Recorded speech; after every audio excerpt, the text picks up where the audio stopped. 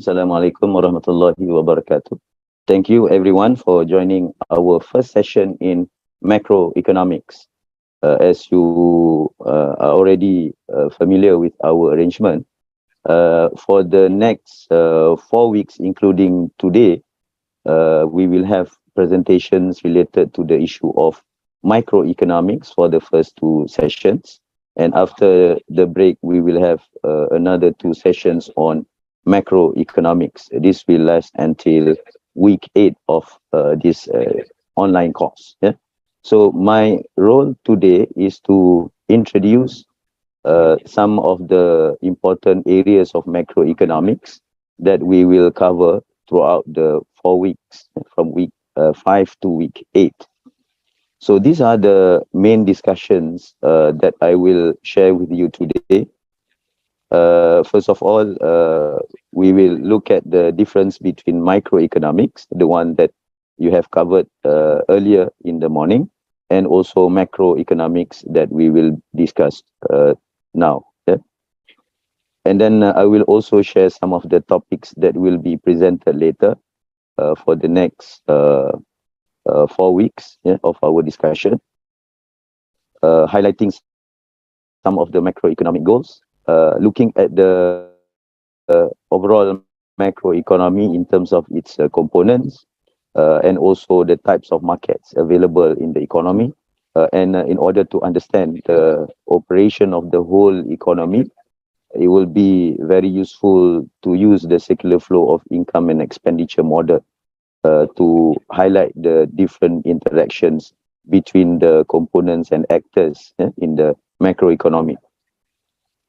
And then one of the important aspects of macroeconomic management is the stabilization policies. So I will introduce what are some of the available stabilization policies that can be used in managing the macroeconomy. And of course, later in the upcoming weeks, you will be presented in greater detail on each of these topics.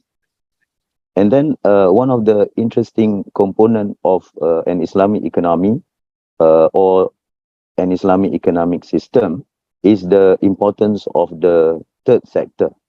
So we should not be only looking at transactions or interactions happening in markets, but also the things which are happening beyond markets, where things are not measured in terms of its monetary value. For example, voluntary activities are not paid. Therefore, in the computation of GDP, it will not be counted because there's no payment involved. However, these kind of activities are considered very important in an Islamic economic system, and therefore we want to highlight this in our presentation today.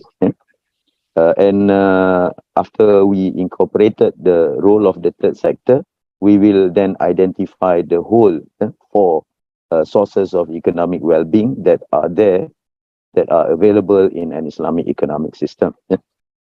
And then, of course, the ultimate aim of an Islamic economic system is to realize socio-economic justice and overall human well-being, which we will touch a little bit at the end if we still have the time. Yeah? Okay. So what is macroeconomics? So I'm sure that you have been introduced to microeconomics earlier in the morning. Yeah? So microeconomic deals with specific economic units, such as individual consumer, individual producer, the decisions made by specific firms in a specific industry.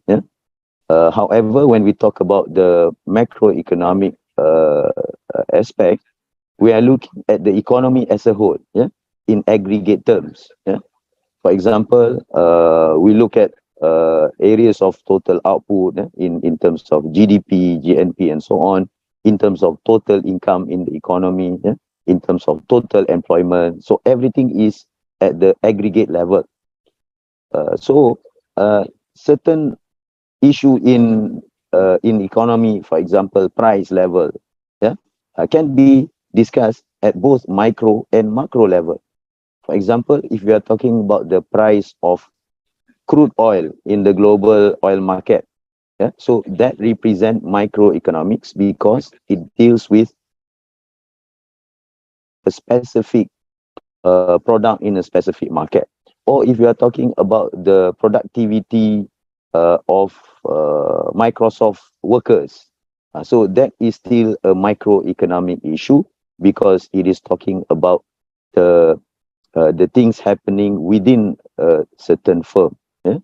Or how many workers that Apple factory in China, for example, would want to employ in order to maximize profit. So that is still within the context of microeconomy. However, in terms of macroeconomics, we will still be talking about price level, but not the price of specific product in a specific market or industry. We are talking about the price level for all goods and services in the economy. If the general price level increase, we call it inflation. Yeah. If there is a decline in the general price level, we call it deflation. Yeah. Similarly, in macroeconomics, we will also be talking about the decision in terms of employment of labor. But we are not talking about how many workers a particular firm is employing, but we are talking about the total labor force in the economy in the different industries. Yeah. So when we talk about macroeconomic, we are looking at the aggregate level, yeah? The whole economy. So what are the topics commonly discussed in macroeconomics? So normally the first component of the discussion in macroeconomics will be on the national output and human well-being, because this is the most important indicator that can represent the economy's growth, yeah, or the economy's well-being, yeah, of a particular country. So this is the point in which we are able to compare the economic performance of a country for a certain period of time. Yeah? For example, this year compared to last year, or compared to many years before that, yeah, or this decade compared to the previous decade, and so on. And it can also be used to compare economic performance between countries. Yeah, for example, between Malaysia and Thailand and Indonesia and Egypt, and so on. Yeah, because the way how the national output is being measured follow a certain standardized guidelines, yeah? And therefore that would enable all countries to make an accurate comparison in terms of the economic performance. Yeah? And then we will be talking about macroeconomic issues and goals. So this will be the discussion next week. Yeah, macroeconomic issues and goals, together with the role of the government and fiscal policy. Yeah? And then in week, this is week 5, week 6, in week 7, we will have the discussion on money, financial institution, and financial system, as well as the function of the central bank and the monetary policy. Yeah? So these are the two important stabilization policies that we have. Yeah? Fiscal policy, which will be discussed next week, and monetary policy, which will be discussed in the following week. And finally, we will have the discussion on international trade and cooperation, which will be the topic of discussion in week 8. So what are the important macroeconomic goals that we have? Yeah? So normally we will be looking at issues related to economic growth. Yeah? Previously, economic growth has been given great emphasis because in order to increase the well-being, the welfare, the standard of living of the people in the country, the economy should grow. Yeah? However, we have seen that in the previous decades, growth in terms of output may have implication on other areas. For example, negative implication on the environment. Growth may increase the size of goods and services available to the people, but if the distribution of income is not is not good, then the rich may be benefiting more than the poor, and therefore the majority of the people will not be enjoying the fruits of the economic growth. That's why in recent years we have been looking at the concept of sustainable development rather than economic growth alone.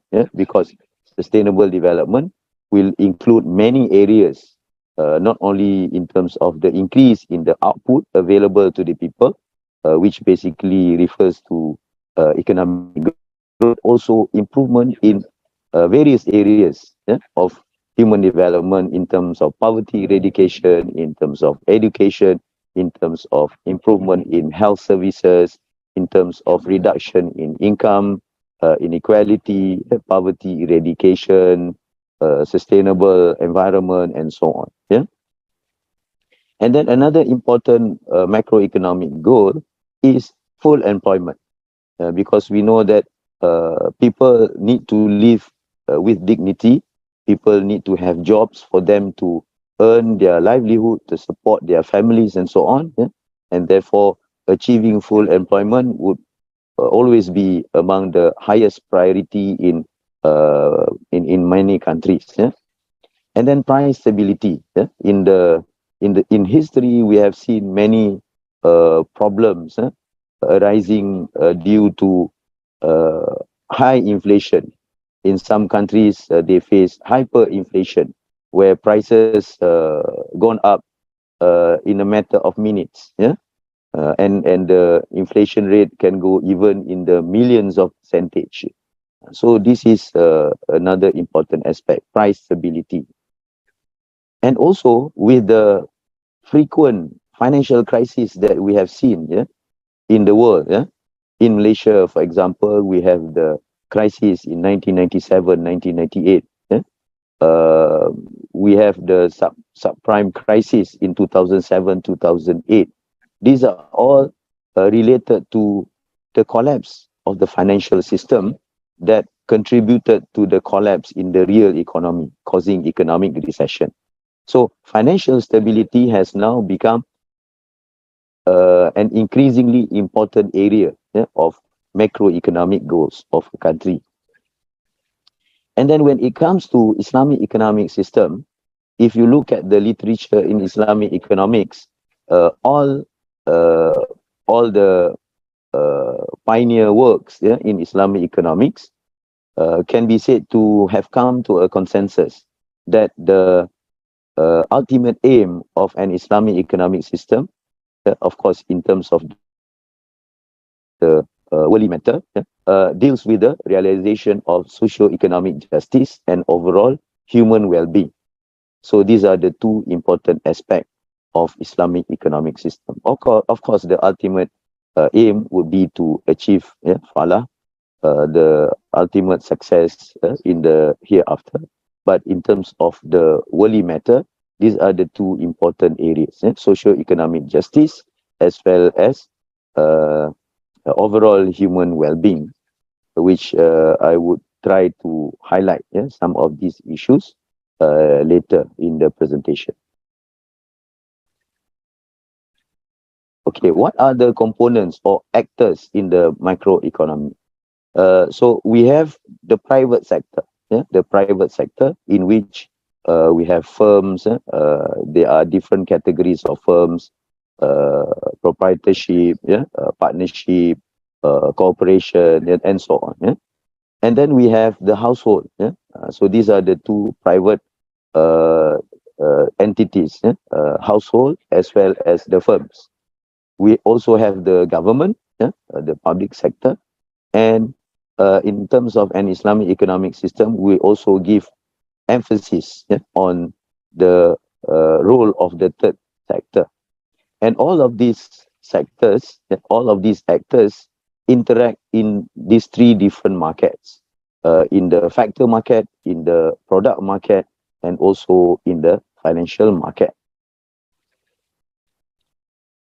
Okay, factor market represents the the market in which resources or factors of production are being exchanged. Yeah? For example, we can have land, properties, labor, as well as financial capital being exchanged in the factor market.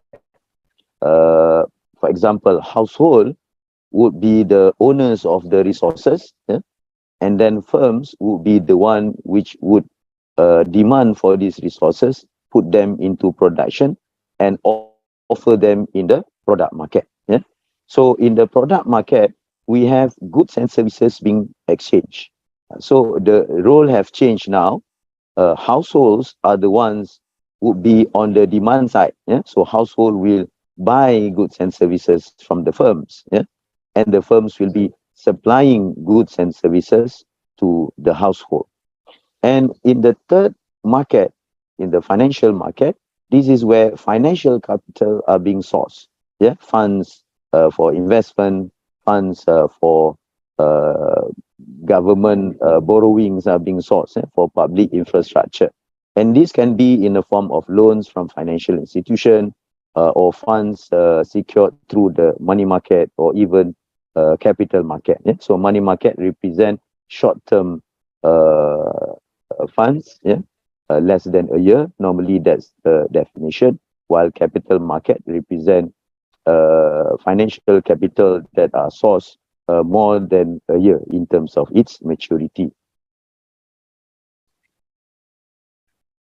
Okay, as I highlighted earlier in my introduction, the circular flow of income and expenditure model is a very useful, even though it's a simple diagram, but it's a very useful model to explain how these different actors, yeah, how firms, household, the government, the financial institution interacts in the economy in these different markets. Yeah?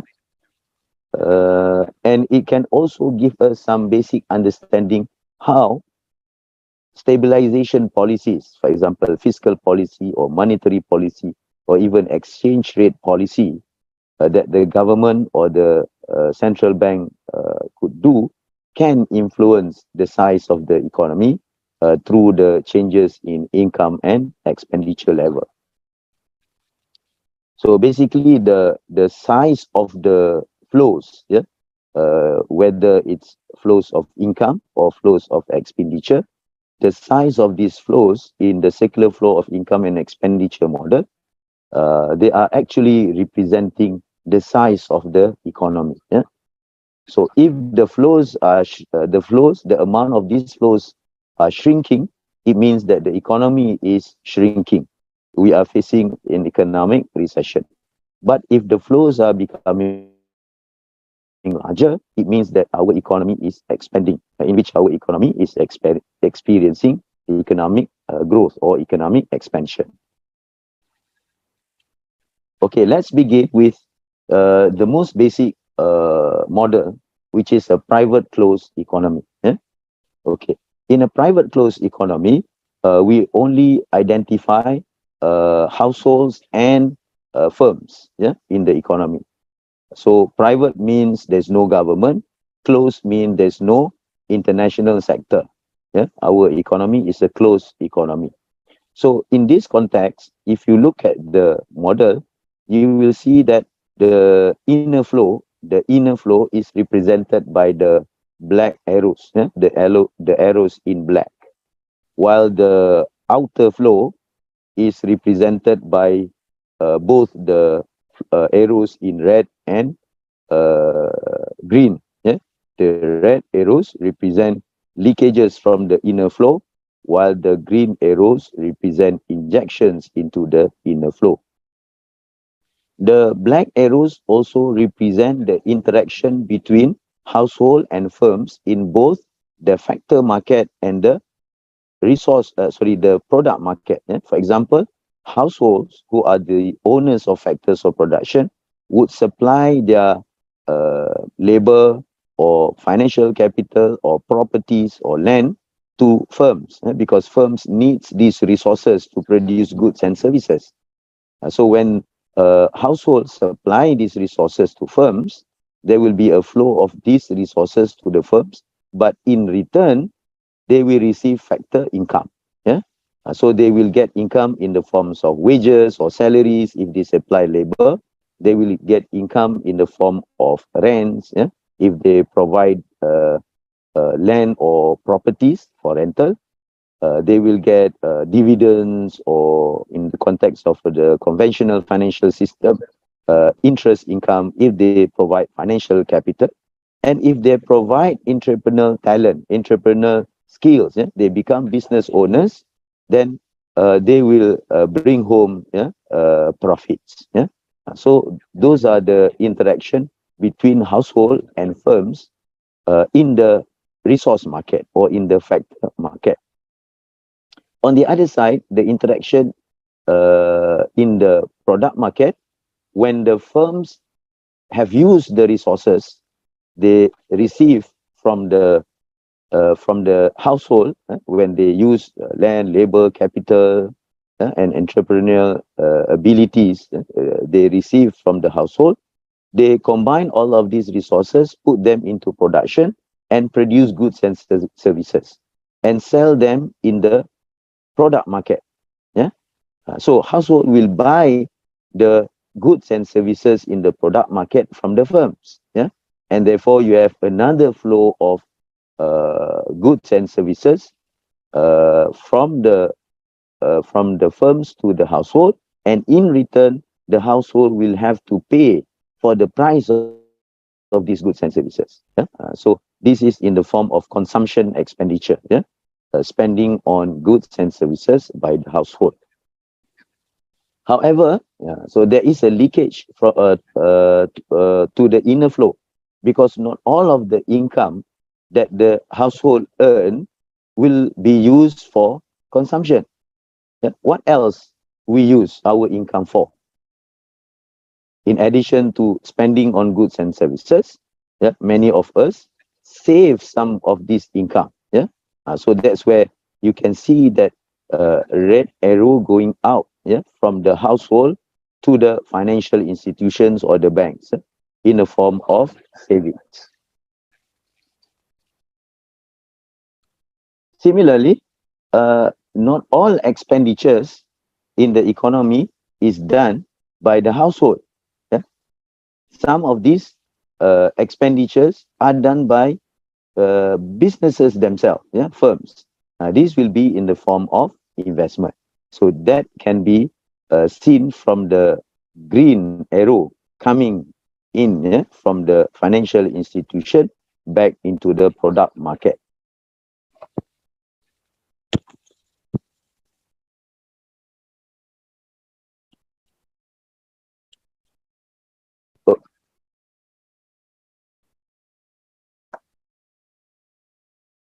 Okay, now let us introduce government into the picture. Yeah. So when we introduce the government into the picture, now we are moving from a private closed economy to a mixed closed economy. Mixed means that we have a private sector and a public sector. Yeah. And then when we have the government in the picture, government needs to operate based on taxation. So the government will collect taxes, yeah, from businesses as well as from the household. So now not only that the household will use some of this income for savings, yeah, but they will also need to put away some of their income to pay taxes to the government. Yeah? So another red arrow going out to the government as a form of a leakage. Yeah? So this is taxes. And then when the government receives taxes, they will use these taxes to spend in the economy in a form of public expenditure.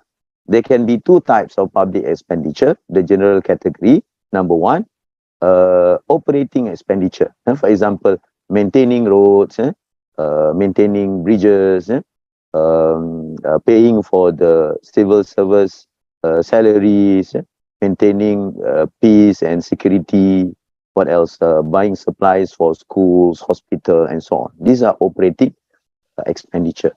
The other category is development expenditure, in which government will build new roads, new hospitals, new schools, yeah, new ports, and so on. Yeah, increasing the number of public infrastructure available in the economy. Now, let's introduce the international sector. So when we introduce the international sector, our model has now become a mixed open economy. Mixed means we have the private sector and public sector. Open means now we are open to international trade, international investment, and international cooperation in the form of imports and export.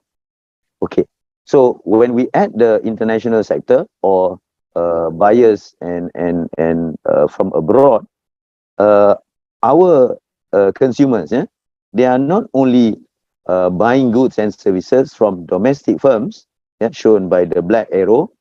They are not only using their part of their income to save to the financial institution, yeah, the first leakage. They are not only having to pay some taxes to the government, yeah, the second red arrow, second leakage, but they will also be using part of their income to buy imported goods. Yeah? Of course, many of the things that we use have imported components. Yeah? So this expenditure will leak out to other countries. Yeah? It will not come back to our domestic firms because this will represent an outflow of expenditure and income to other countries, yeah, or to abroad. Similarly, not all domestically produced goods and services are purchased by domestic buyers. Yeah? Other countries are also buying our goods and services. Yeah? Therefore, the third green arrow there represent the third injections into the economy in the form of exports. Of course, when we think about exports, normally we will imagine our goods being taken outside our border. Yeah? Our goods being shipped abroad. Yeah? But we are not concerned about that. We are concerned about the flows of income. Yes, our goods are exported abroad, but the income will be flowing into our economy. Yeah, our domestic producers will receive the income by exporting those goods and services abroad. Okay, so we have completed our mixed open economy model where all the relevant actors or components in the macroeconomy are presented here. Yeah? So the nature of the macroeconomic management is to influence the levels of these flows. Yeah, as I said earlier, the size of the flows represent the size of the economy. Yeah, look at the black arrows. The black arrows represent the size of the economy's level of expenditure. Yeah, on the left side, it represents the size of the economy's income. Yeah, so income and expenditure in macroeconomy theoretically are the same. Yeah? For example, when I spend 100 ringgit buying a particular bag, yeah, a bag, I bought a bag worth 100 ringgit or $100. Where will the $100 or 100 ringgit go? It will go to the seller, right? Of course, the seller will not be able to take everything as his income. He needs also to pay the sorry,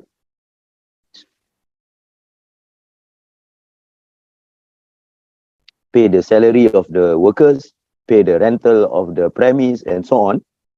But regardless of that, the total amount of income generated by that $100 or 100 ringgit of expenditure will still be 100.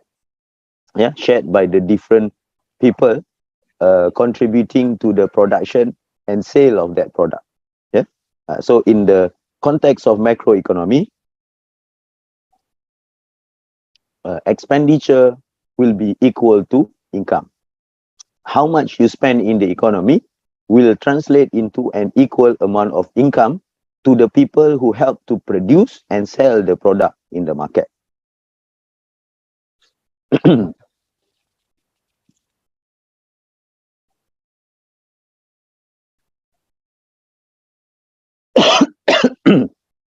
Okay, now let's look at potential stabilization policy that the government or the central bank can use. Yeah? Okay, the first important stabilization policy, which will be discussed in greater detail next week, is fiscal policy. Yeah, fiscal policy, by manipulating the amount of government spending and taxes, yeah, in the economy. The second is monetary policy, by manipulating the amount of savings and investment in the economy through the specification of the interest rate or the financing rate. Yeah? As you may be aware nowadays, because of the economic recession in the aftermath of the COVID-19, many countries have reduced their interest rate or financing rate in the financial system in order to stimulate economic activities. But of course, now after a year or two, we have seen that central banks throughout the world has steadily increased it back. So this is the way how monetary policy is implemented in the economy. And then exchange rate policies that can influence the level of imports and export. So if we look at these three different stabilization policy, we can relate those policies in the context of this mixed open economic model on the basis of the circular flow of income and expenditure. For example, look at the role of the government there, collecting taxes and spending it in the form of government expenditure. So this will influence the size of the flows. So if, let's say, the government would want to increase the flows of income and expenditure in the economy, the government can either reduce the amount of taxes they collect from the economy, or increase the amount of government spending that they will spend back into the economy. So in this way, the amount of flows which is represented by the black arrows will grow bigger because the red arrows going out, which is the leakage in the form of taxes, is smaller compared to the green arrows in the form of G. So if you imagine that the size of the economy is like a water tank, like an aquarium, and when you want to clean the aquarium, you will need two hoses, right? One taking the dirty water out, another hose putting clean water back into the aquarium. So if you want to make the amount of water in the aquarium bigger, let's say you are facing a recession now, your level of income and expenditure has declined, so you want to make it bigger, then you need to make sure that the leakages, as shown by the red arrows, should be smaller than the injection, so that the size of the black arrows within that inner flow will increase. So this is the basic understanding of a fiscal policy. You can also have a monetary policy. Look at the amount of savings and investment. So the interest rate or the financing rate can be manipulated so that it can change how much people save and how much businesses will invest. And therefore, this will influence the level of leakages, the red arrows, and also the amount of the injection, which is the green arrows. Similarly, in terms of the imports and exports, exchange rate can significantly influence the level of imports and exports. That's why some countries in the past deliberately suppressed their exchange rate, and in order to increase their exports. because when your exchange rate is relatively lower compared to other countries, your goods and services will become relatively cheaper in the international market, and therefore your exports will be greater. Yeah. Similarly, if your exchange rate is relatively lower, your imports will become relatively more expensive. Yeah? So because of the expensive imports, many of your domestic consumer will shift to buying domestically produced goods instead of buying imported goods. Yeah? So these are some of the uh, basic understanding of fiscal policy, monetary policy, and exchange rate policy. Okay, the remaining 10 minutes of our discussion today, we will look at the role of the third sector. Yeah?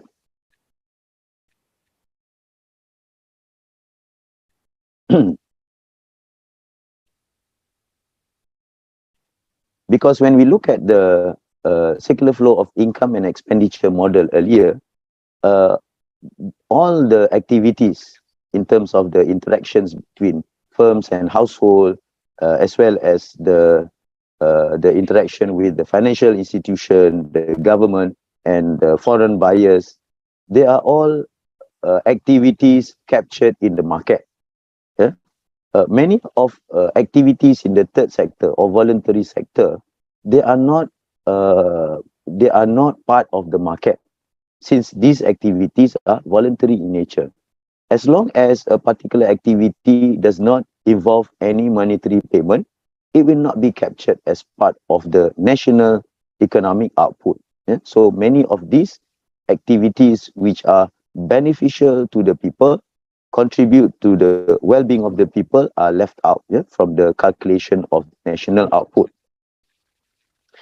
Uh, on top of that, the third sector is a very important component of an Islamic economic system.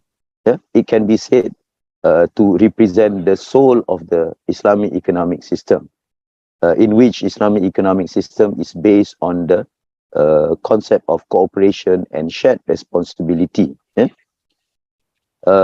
And thirdly, in recent years, we have seen that there has been an increasing recognition of the third sector institutions available in our Islamic legacy, yeah? Such as zakat and wakaf, that can significantly contribute to the well-being of the people, in addition to the role of the government and the role of the private sector.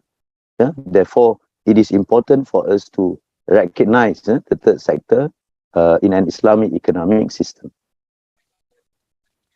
So when we include the third sector into the circular flow of income and expenditure model, we are able to see that there are many sources of economic well-being for the household. Yeah? So we can have household being benefiting from income received through the employment opportunities from the firms. This is in the form of factor income. It can also be in the form of public services that are being provided by the government to the household. And now, because of the presence of the third sector, we also have social goods and services provided by the third sector to the household. Yeah? And in addition to that, we also have informal arrangement, because household can be categorized into poor and wealthy household, as I have shown earlier in my earlier presentation. So in the box representing household, there will still be a flow of transfer, from household who are better off to the poor household. So those are the sources of welfare or well-being that are available to the poor household. Of course, the discussion would need more time, but later when I share the presentation with you, I will make reference to the description of this diagram from a paper that I have prepared as well. Yeah? So from this modified circular flow of income and expenditure model, we would be able to identify 4 sources of well-being, yeah, in the microeconomy. It is not only coming from the private sector. Yeah? For example, the role of the private sector in creating wealth and income to the people through jobs, yeah, creating jobs for people to work, yeah, and therefore these people will be able to support their families, yeah, and so on. And also the role of the public sector, yeah, through its redistributive role, yeah, providing public goods and services, as well as public transfers, yeah, public transfers to help the poor. Yeah. And then we have the third sector, providing social goods and services, as well as facilitating transfers, yeah, because third sector can also be said as an intermediary for transfers. Yeah? It can be through the public transfer if they receive grants from the government, or through private transfer if they receive donations or corporate social responsibility from firms as well as wealthy households. And finally, even though we don't recognize communities, neighborhood, and so on as a formal sector, yeah, because they are not registered, but they have also contributed a lot. Yeah? Just look at what had happened during the COVID-19. Yeah? It is not only government, corporation, and charity organizations that had made a lot of arrangement to provide assistance to the poor, yeah? But also individuals, yeah? Neighborhood, Grab riders, and so on, where they don't have any formal institutions. Yeah? They do it on the basis of informal arrangement. So all these are the 4 areas in terms of the sources of well-being that are available to provide different goods and services, as well as sources of income to the people in the economy. Okay, finally, based on what I have presented earlier, realizing equity, yeah, or distributive justice as one of the important macroeconomic goals in Islamic economics should not only be addressed at the third level. Yeah? The third level that I have highlighted here is the redistributive level, in which you can have transfers, donation, corporate social responsibility, zakat, wakaf, yeah? Being given to the poor or the disabled or the underprivileged groups in the economy. But it must also be addressed at the earlier 2 levels. Yeah? Pre-production. Pre-production means the state in before production takes place. Yeah? In order to ensure that everybody has equal opportunity, the government or the third sector or the corporate social responsibility role of firms should provide equal opportunity in terms of education, healthcare provision, and so on, so that these people will have the ability, physical ability, mental ability, as well as financial ability to engage in the production process and earn income through the market. Yeah. And then there must also be a mechanism to ensure that the distribution of income in the resource market are equitable, so that there should not be discrimination, or, for example, nowadays there's an issue of huge gaps between the top management and the ordinary workers in some industries. For example, a top management in a corporation may be earning 200 times the salary of an average worker in the company. So that represents huge gap. Yeah? So this is related to functional distribution of income, so that people will have fair income or just income to everyone.